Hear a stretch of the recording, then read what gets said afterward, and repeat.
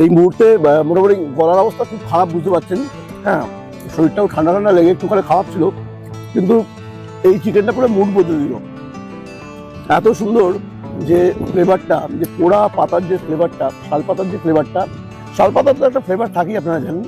তার সঙ্গে ওইটা যখন পুড়ে যায় আগুনে, তার দেখবেন এক ধরনের একটা স্মোকি ফ্লেভার তৈরি হয়। তো পাতা পোড়া চিকেন বা এক জায়গায় বলে পাত পোড়া চিকেন, এর কনসেপ্ট আমি একটু বলি।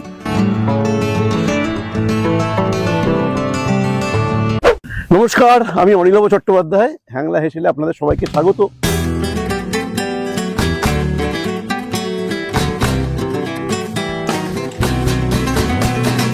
আর এই মুহূর্তে পুরুলিয়ায় আমার ডেস্টিনেশন হচ্ছে Palashgram eco resort. Palashgram eco রিসর্টটা হচ্ছে অ্যাকচুয়ালি সেটা হচ্ছে মাঠা রেঞ্জের, এবং আমাদের জন্য এখানে অপেক্ষা করছেন এখানকার যিনি কর্ণধার, যার স্বপ্ন এই পলাশগ্রাম, সেই সুভাষিস কুণ্ডু।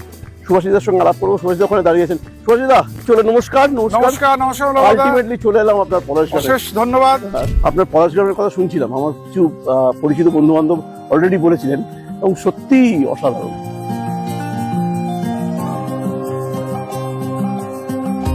আসুন এক্সপ্লোর করুন আমাদের এই ছোট্ট রিসর্ট।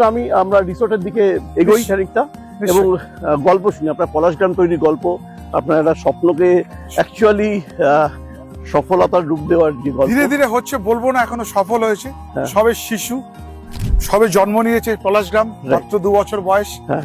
চেষ্টা করছি আস্তে আস্তে এটাকে দাঁড় করানোর, হ্যাঁ। এবং একটু হয়তো সময় লাগবে। হ্যাঁ। আমরা চেষ্টা করছি সাধারণ একজন বাঙালি ব্যবসাদার হিসেবে হ্যাঁ। এটাকে চেষ্টা করছি। আপনাদের সবার সহযোগিতা আমাদের দরকার এটাকে দাঁড় করাতে গেলে। নিশ্চয়ই, সত্যি আপনার রিসর্টটা খুব সুন্দর দেখতে, খুব সুন্দর। Thank you so much. Welcome sir. আমরা কিন্তু আজ খেতে এসেছি, কিন্তু একই সঙ্গে হ্যাংলার মানে হচ্ছে কিন্তু খাওয়া দাওয়ার ব্যাপার ছাড়লে কিন্তু হবে না। হ্যাংলার হেসেল যেটা আপনাদের যে চ্যানেল বা ম্যাগাজিন, সেখানে সবাই খাবার ভালোবাসে। আমাদের দেখি আপনাদের আমরা খাইয়ে কতটা খুশি করতে পারি। একদম ভালো হবে, আমি জানি। চেষ্টা করবো আমরা আপনাদেরকে খাইয়ে খুশি করতে।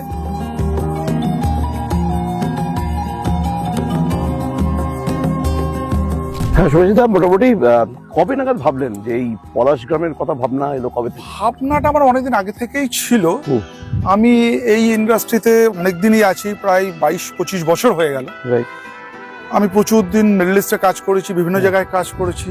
তারপর থেকে ইচ্ছে হয়েছিল যে নিজের কিছু করব, কিছু লোকের কর্মসংস্থান হবে। অনেকদিন তো লোকের কাছে কাজ করলাম, সেই থেকেই ভাবনাটা শুরু। তারপরে আমি অনেক জায়গায় চেষ্টা করেছিলাম, যেরকম বাঙালিদের প্রথমে একটা টার্গেট থাকে দীঘা, মান্দা, তারপরে ডুয়ার্স বা শান্তিনিকেতন। সে এইসব মিলিয়ে খোঁজ করতে করতে কোনো জায়গায় ঠিক দেখেছি যে আমি করতে পারি, যে কোনো কারণে সেটা ম্যাচ করেনি। এরপরে আমি